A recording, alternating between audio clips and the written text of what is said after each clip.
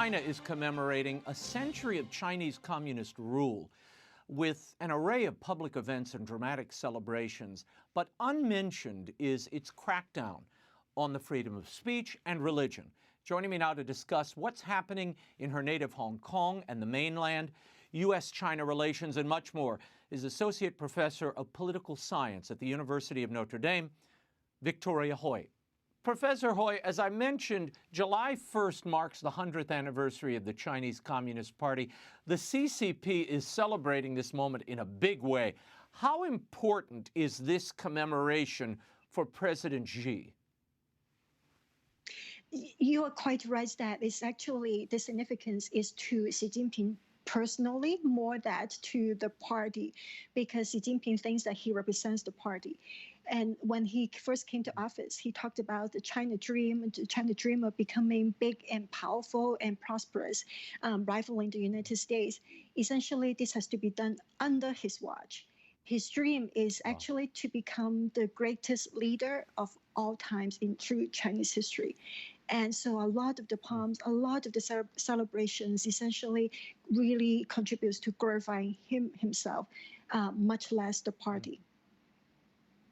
The New York Times covered a new propaganda theme park that the Chinese just opened. It's meant to reinforce devotion to the Communist Party. Obviously, it sanitizes history. It even features a simulator where children can shoot invaders.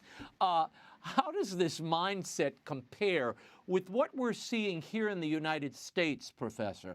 A destruction, even a revulsion at our own history and of our own history. So I think Chinese leaders like to say that, who are you Americans to criticize our human rights situation? Look at what you've been doing to, for example, minorities. Look at what you did to Native Indians. The thing is that in the United States, there are certainly attempts to whitewash history.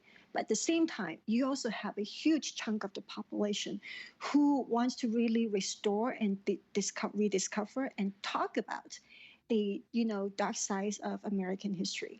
What is happening in China is that they want to whitewash everything, and those who refuse to whitewash, those who talk about China, all of those human rights problems and repression of minorities, they are seen as enemies of the people. They have to be cracked down, all dissenting voices, and not tolerated. So this is the big difference. And it is also striking that, even young people are encouraged to shoot guns.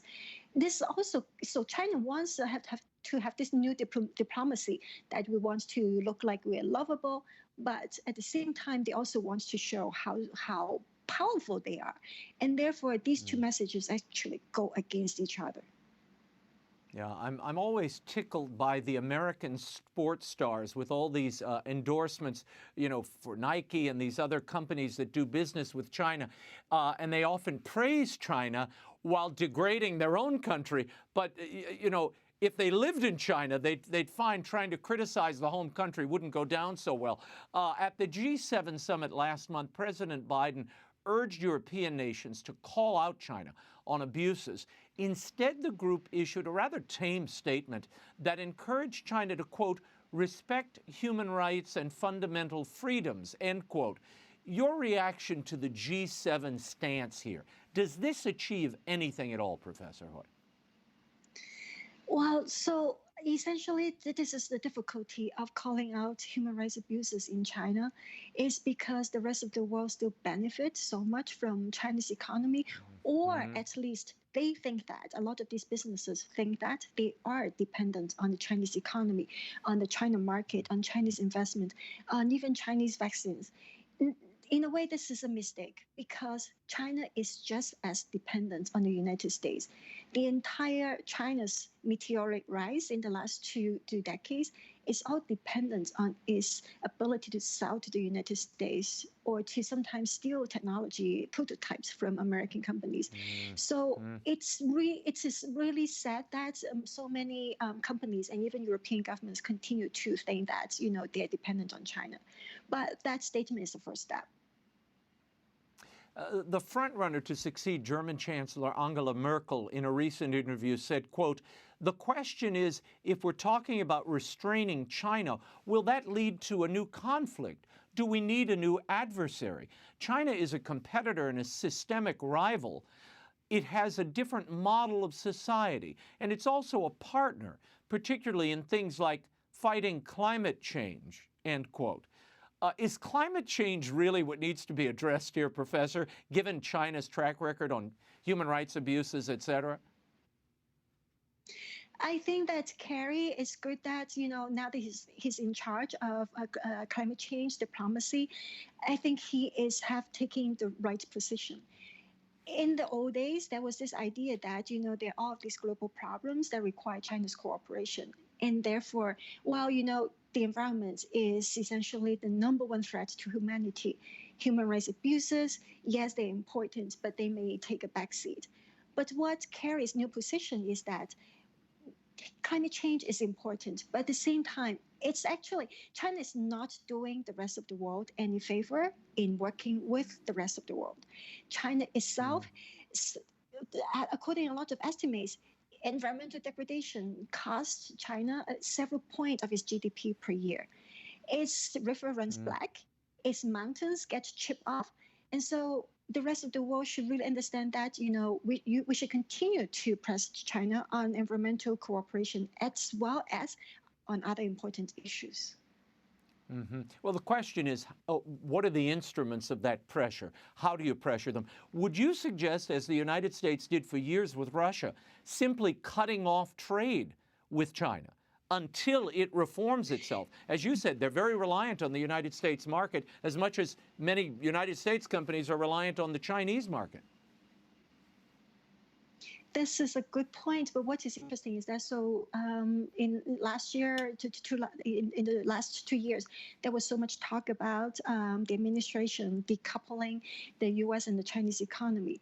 But what we also should note is that it's actually the Chinese government that is really decoupling a lot of companies from the rest of the world. Think about it. Nike just declared that it is for China of China. Essentially, companies are forced to choose. Do you follow U.S. rules or do you follow Chinese rules?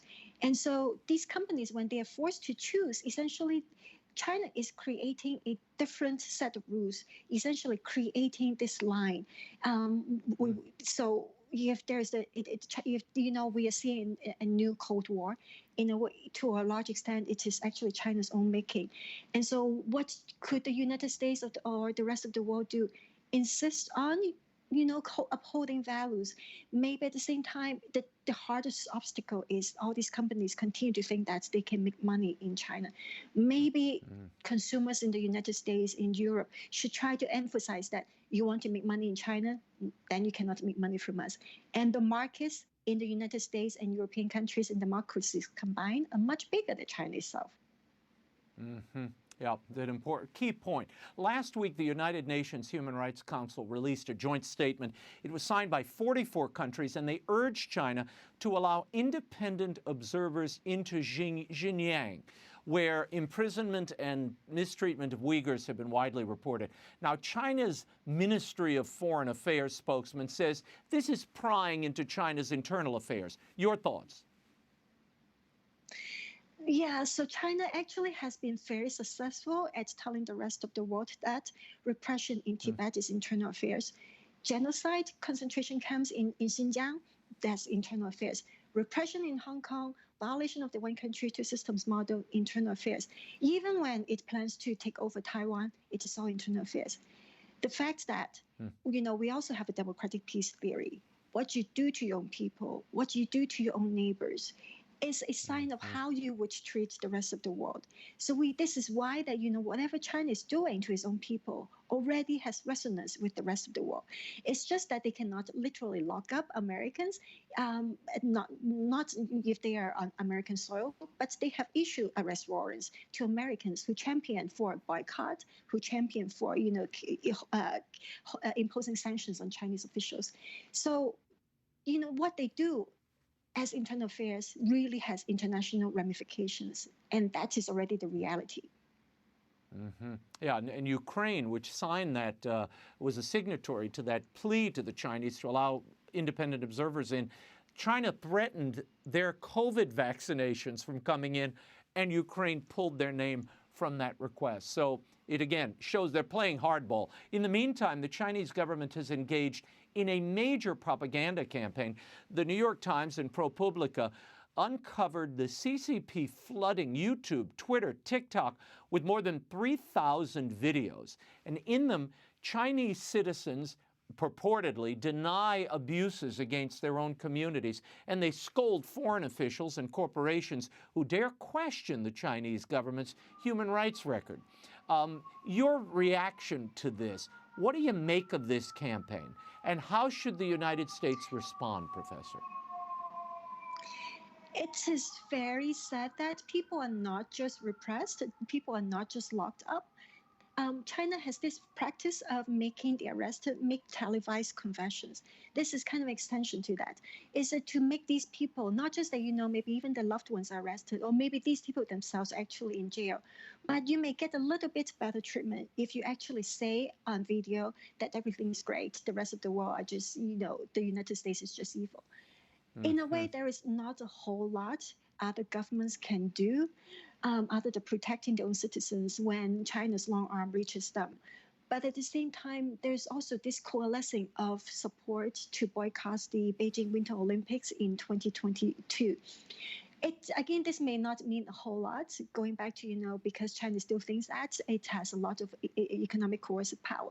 But China loves legitimacy. It wants to do all of those things and have the cake and eat it too. It wants to tell a story that it is a great person, it is a great leader. And so denying China legitimacy, that is also an important step. In addition to, American companies making the right choice. Right. I want to move on to Hong Kong. You're a Hong Kong native. You've been watching, as we all have, these crackdowns that have taken place there over the last 2 years. Last week, we saw the closure of Apple Daily, the last free press, really, in Hong Kong, founded by Jimmy Lai, who has been in prison since August of last year. What should the U.S. be doing about the suppression and repression of Hong Kong? And frankly, the Vatican as well, Professor. We've heard nothing from the Holy See about this ongoing personal and religious oppression of the people in Hong Kong and throughout mainland China. I am so glad that you bring the two issues together, because a lot of people don't see them in what you talk about them in the same sentence. With the forced closure of the Apple Daily, that was the only pro-democracy print newspaper. And it is also important to realize that it is a listed company. So the government can actually kill a listed company by freezing its accounts and then arresting the publisher and 6 top executives, actually 7 as of today, top executives and editors-in-chief. This is very scary. What does it mean? Again, if Beijing wants Hong Kong to remain an international financial center, a lot of companies are going to think twice. And Citibank, along with HSBC, were involved in were told to freeze the Apple Daily accounts, and they follow. And Citibank, again, has to choose. Do you want to follow Chinese rules or American laws? At the same time, you're quite right that the Holy See has said little. In Hong Kong, a lot of the Catholics are pro-democracy, including the Archbishop Zen. And he has been championing that, the Holy See should not sign this secret deal with Beijing. But what the Vatican has been doing is to actually shut him up. He feels very, very sad. And some of the arrested are very prominent Catholics in Hong Kong. And also that long before any of these protests, many decades, even 2 decades ago, before any of those protests emerged, Beijing was already seeing religious freedom in Hong Kong as a prime target. And so, the Holy See is making a huge mistake in ignoring all of that. No, it's a tragedy. And I did not know that about Citibank. I didn't realize it was Citibank that froze Apple Daily's accounts and I imagine Jimmy Lai's accounts. But that's an important bit of information for people watching around the world, whether you want to do business with a company like that. Exactly. So in a way, it's going back to what you said about, are we creating conflicts? In a way, it is really China that is forcing companies to choose. we have built up a globalized world, an integrated economic, global order, but yet it is China that is really forcing people to choose. So creating this new velvet line, creating the next Cold War. Mm-hmm. No, they've got the American companies need to pull out, and European companies need to pull out of Hong Kong. They can't do business with a regime like this. It's just, you talk about an evil empire. That's what's happening here. Look, the first U.S.-Taiwan trade talks are taking place this week. Beijing has called on the U.S. to stop any form of official exchanges with Taiwan. During a press briefing earlier this week, White House Press Secretary Jen Psaki had this to say. Our support for Taiwan is rock solid. Taiwan is a leading democracy and major economy and a security partner, and we will continue to strengthen our relationship across all the areas we cooperate, including on economic issues. Professor, could China move on Taiwan the way they've moved on Hong Kong? And do you expect the U.S. to continue to stand by Taiwan? This is a very significant development in a way that the rest of the world cannot really do a whole lot when it comes to genocide in Xinjiang, very brutal repression in Tibet, and also this increasingly brutal repression in Hong Kong. But Taiwan so far is still de facto independent. And at the same time, for Xi Jinping, his China dream is to achieve grand unity. After Hong Kong, Taiwan is next. So the Biden administration is doing exactly the right thing, that the best way to deter China from quote unquote reunifying Taiwan by force is to make sure that we're going to be there if you make your next move. We also know that Xi Jinping, Chinese leaders, they make calculations. They know that if there's actual war, then the chance is 50-50. U.S. naval commanders, they lament that, if there's an actual war, they are not sure if they can win, and China may well be able to win because China can deploy all its resources focusing on the Western Pacific, whereas U.S. military is all scattered around the world. But if the U.S. makes an increasingly strong commitment, turning the old strategic ambiguity into strategic clarity, then Beijing leaders will think twice. So this is really a welcoming move.